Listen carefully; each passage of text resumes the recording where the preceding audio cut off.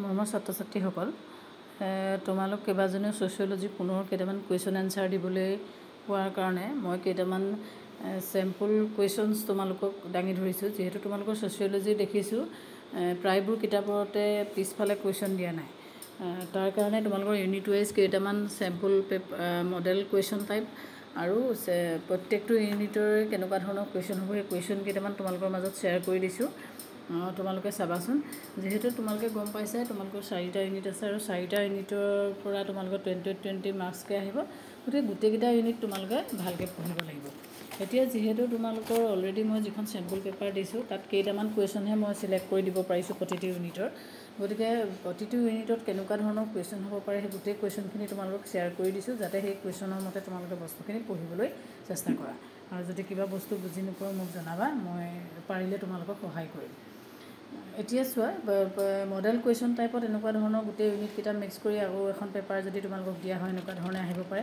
সমাজতত্বৰ সংজ্ঞা দিয়া, সমাজতত্বৰ প্ৰকৃতি সম্পৰ্কে ৰবাৰ্ট বিয়েৰষ্টেডে কেনেকৈ বৰ্ণনা কৰিছিলে বা বৈশিষ্ট্যসমূহ উল্লেখ কৰা, সমাজতত্বৰ পৰিসৰসমূহ বৰ্ণনা কৰা, এনেকুৱা ধৰণৰ আহিব পাৰে। বা মানৱ সমাজ অধ্যয়ন কৰাৰ ক্ষেত্ৰত সমাজখনৰ গুৰুত্ব আৰু প্ৰয়োজনীয়তা সম্পৰ্কে উল্লেখ কৰা, সমাজতত্বৰ ইতিহাস সম্পৰ্কে এখনি ৰচনা লিখা বা ইতিহাসৰ সম্পৰ্কে বৰ্ণনা কৰা, এনেকুৱা ধৰণে আহিব পাৰে। সমাজতত্বৰ বিকাশৰ ক্ষেত্ৰত বৰঙণি আগবঢ়োৱা কাৰকসমূহৰ বিষয়ে এটি চমু টোকা লিখা, সমাজতত্বৰ উদ্ভৱৰ বিষয়ে লিখা, 1789 খ্ৰীষ্টাব্দৰ ফৰাচী বিপ্লৱে কেনেকৈ সমাজতত্বৰ উদ্ভৱৰ ক্ষেত্ৰত বৰঙণি যোগাইছে তাৰ বিষয়ে লিখা। গতিকে এনেকুৱা ধৰণৰ গোটেই ইউনিটকেইটা মিক্স আপ কৰি তোমালোকৰ তেনেকুৱা ধৰণৰ কুৱেশ্যন আহিব পাৰে। বা সমাজৰ আৰ্হিৰ সম্পৰ্কে এটি চমু টোকা লিখা, বিজ্ঞান সংজ্ঞা দিয়া, ইয়াৰ প্ৰধান বৈশিষ্ট্যসমূহৰ বিষয়ে এটি আলোচনা কৰা। গতিকে এনেকুৱা ধৰণৰ কিছুমান কুৱেশ্যন হ'ব পাৰে। বা লগতে সমাজতত্বৰ উদ্ভৱৰ বৰঙণি যোগোৱা কাৰকসমূহৰ বিষয়ে উল্লেখ কৰা, সমাজতত্বৰ বিকাশৰ ক্ষেত্ৰত মেক্স ৱেবাৰ আৰু কাৰ্ল মাৰ্ক্সৰ বৰঙণি সম্পৰ্কে আলোচনা কৰা, সমাজতত্ত্বলৈ আগষ্ট স্কট আৰু হাৰ্বাৰ্ট স্পেন্সাৰে আগবঢ়োৱা বৰঙণিসমূহৰ বিষয়ে আলোচনা কৰা।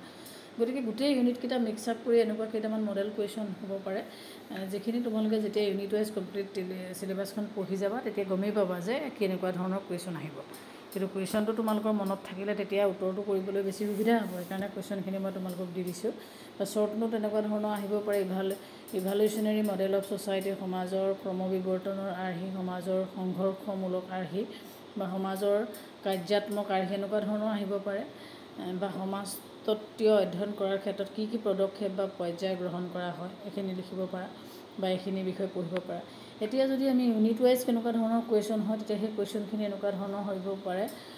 পৰিপ্ৰেক্ষা কি, সমাজতাত্ত্বিক পৰিপ্ৰেক্ষা বুলিলে কি বুজা, সমাজতাত্ত্বিক পৰিপ্ৰেক্ষাৰ প্ৰকাৰসমূহ কি কি, বা প্ৰকাশ্যবাদ কি, প্ৰকাশ্য আৰু অপ্ৰকাশ্য কাৰ্যৰ ধাৰণাটো কোনে আগবঢ়াইছিল, প্ৰকাশ্য আৰু অপ্ৰকাশ্য কাৰ্যৰ অৰ্থ কি, এই গোটেইবোৰ ইউনিট ৱাইজ প্ৰথম ইউনিটটোত তেনেকুৱা ধৰণৰ সৰু কুৱেশ্যন আহিব পাৰে।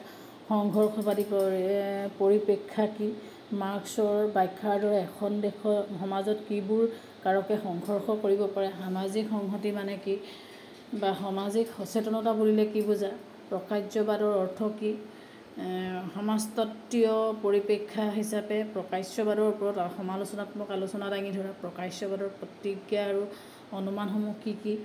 গতিকে এনেকুৱা ধৰণৰ বিভিন্ন ধৰণৰ ইউনিটটো ফাৰ্ষ্ট ইউনিটৰ পৰা লং কুৱেশ্যন আহিব পাৰে। ইমানুৱেল দুৰ্খেইমৰ উল্লেখ কৰাৰ দৰে ধৰ্মক কাৰ্য প্ৰকাশ্যবাদী পৰিপ্ৰেক্ষা হিচাপে কেনেকৈ বৰ্ণনা কৰা হয়, পবিত্ৰ আৰু অপবিত্ৰৰ বৈশিষ্ট্যসমূহ লিখা, ধৰ্মীয় ৰীতি কি আৰু ইয়াৰ মানসিক কাৰ্যবোৰ কি কি। মই চব পঢ়ি দিয়া নাই, মাজে মাজে দুটা এটা কুৱেশ্যন পঢ়ি দিছোঁ, তোমালোকে চাই ল'বা। দুৰ্খেমৰ শ্ৰম বিভাজনৰ তত্ত্বটো এক প্ৰকাশ্যবাদী পৰিপ্ৰেক্ষা হিচাপে ব্যাখ্যা কৰা। কিছুমান কুৱেশ্যন একেধৰণৰে হ'ব, অকণমান টাইপটো বেলেগ কৰি দিব পাৰে। গতিকে কুৱেশ্যনখিনি সেই ওচৰা ওচৰি হ'ব, তোমালোকে চালেই দেখিবা এই বস্তুটো। তাৰপাছত সামাজিক তথ্য মানে কি বুজা, সামাজিক তথ্যৰ প্ৰকাৰসমূহৰ বিষয়ে আলোচনা কৰা, সামাজিক তথ্যৰ পূৰ্বধাৰণাসমূহৰ বিষয়ে উল্লেখ কৰা, বা দুৰ্খমেনৰ উল্লেখ কৰা আত্মহত্যাৰ কাৰণসমূহ উল্লেখ কৰা, ব্যক্তি সমাজৰ সম্পৰ্কে দুৰ্খেমৰ দৃষ্টিভংগী সম্পৰ্কে আলোচনা কৰা, ডুৰখেমে আগবঢ়োৱা সমাজতত্ত্বীয় পদ্ধতি নীতিসমূহৰ ওপৰত উল্লেখ কৰে। গতিকে এওঁৰ ওপৰত বহুত কুৱেশ্যন আহিছে, তেওঁ বহুতকেইটা টপিক তেওঁৰ ৰিলেটেড হৈ আছে, তো সেইখিনি তোমালোকে ভালকৈ চাবা। তাৰপিছত যদি 2 নম্বৰ ইউনিটটোলৈ যাবলৈ হয়, তাত এনেকুৱা ধৰণৰ আহিব পাৰে মেক্স ৱেবৰ আদৰ্শৰ ৰূপৰে এটি এখনি ৰচনা দাঙি ধৰা। সামাজিক ক্ৰিয়া বুলিলে কি বুজা, মেক্স ৱেবৰ সামাজিক ক্ৰিয়াৰ বিষয়ে আলোচনা কৰা। ইংলিছ অসমীয়া দুয়োটাতে আছে, মই এটা মিডিয়ামতে পঢ়ি গৈছোঁ। কৃতকাৰ্য মানে কি বুজা, কৰ্তৃত্বৰ ওপৰত ৱেবাৰৰ মতামত কি, বা চমু টোকা লিখিবলৈ হৈছে পুঁজিবাদৰ আবিৰ্ভাৱ, আমোলাতন্ত্ৰৰ বৈশিষ্ট্যসমূহ লিখা, বা ৱেবাৰ ধৰ্ম আৰু সমাজৰ ওপৰত এটি চমু টোকা লিখা। এনেকুৱা ধৰণৰ কুৱেশ্যন আহিব পাৰে। বা অৰ্থ দেখিলে অৰ্থ ব্যাখ্যামূলক সমাজতত্ত্বৰ সংজ্ঞা দিয়া, অৰ্থ ব্যাখ্যামূলক সমাজতত্ত্বৰ উৎসৰ সম্পৰ্কে বৰ্ণনা দাঙি ধৰা, অৰ্থ ব্যাখ্যামূলক সমাজতত্ত্বৰ শাখাবোৰৰ সম্পৰ্কে চমুকৈ আলোচনা কৰা, নাট্যতাত্ত্বিক বিশ্লেষণৰ ওপৰত এটি চমু টোকা লিখা, জনবিধি মানে কি বুজা, জনবিধিৰ অৱধাৰণাসমূহ আলোচনা কৰা, জনবিধিৰ বৈশিষ্ট্যবোৰ আলোচনা কৰা, সামাজিক ক্ৰিয়াৰ অৰ্থ কি, সামাজিক ক্ৰিয়াৰ বৈশিষ্ট্যসমূহ লিখা, সামাজিক ক্ৰিয়াৰ বিকাশৰ পৰ্যায়সমূহ আলোচনা কৰা, সামাজিক ক্ৰিয়াৰ কাৰক প্ৰকাৰসমূহ কি কি বৰ্ণনা কৰা, আদৰ্শ আৰ্হি মানে কি, ইয়াৰ বৈশিষ্ট্যসমূহ কি কি, বা প্ৰতিষ্ঠানবাদ আৰু পুঁজিবাদৰ সম্পৰ্কে ৱেবাৰ দৃষ্টিভংগী কি কি। গতিকে এনেকুৱা ধৰণৰ বিভিন্ন ধৰণৰ কুৱেশ্যন আহিব পাৰে। গতিকে কুৱেশ্যনবোৰ ঢেৰ দিছোঁ বুলি তোমালোকে ভয় খাবলগীয়া কথা নাই। একেটা টপিকৰ ওপৰতে বেলেগ বেলেগ ধৰণে কুৱেশ্যন হ'ব পাৰে, আৰু যিমানে কুৱেশ্যন ৱাইজ তোমালোকে পঢ়িবলৈ যাবা, তেতিয়াই তোমালোকৰ গোটেই বস্তুবোৰ ক্লিয়াৰ হ'ব, আৰু যিকোনো পৰীক্ষাত প্ৰশ্ন আহিলে তোমালোকে কৰিবলৈ একো দিগদাৰী নহয়।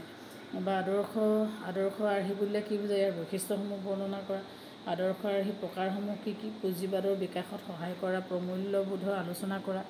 এনেকুৱা ধৰণৰ বিভিন্ন ধৰণৰ কুৱেশ্যন আহিব পাৰে। তাৰপাছত আমি 3 নম্বৰ ইউনিটটোলৈ যাওঁ। 3 নম্বৰ ইউনিটটো এনেকুৱা ধৰণৰ হ'ব পাৰে ঐতিহাসিক বস্তুবাদ বুলিলে কি বুজা, ঐতিহাসিক বস্তুবাদৰ ভিত্তিত মাৰ্ক্সে কিদৰে মানৱ সমাজৰ কথা উল্লেখ কৰিছে, কাৰ্ল মাৰ্ক্সৰ ঐতিহাসিক বস্তুবাদৰ সিদ্ধান্তসমূহ আলোচনা কৰা, বা মাৰ্ক্সৰ শ্ৰেণী সংগ্ৰামৰ বিষয়ে আলোচনা কৰা, বা শ্ৰেণী সচেতনতাৰ বিষয়ে চমু টোকা লিখা, ৰাফেল ডাৰহেণ্ডৰ্ফৰ শ্ৰেণী আৰু শ্ৰেণী সংগ্ৰামৰ সিদ্ধান্তটি আলোচনা কৰা।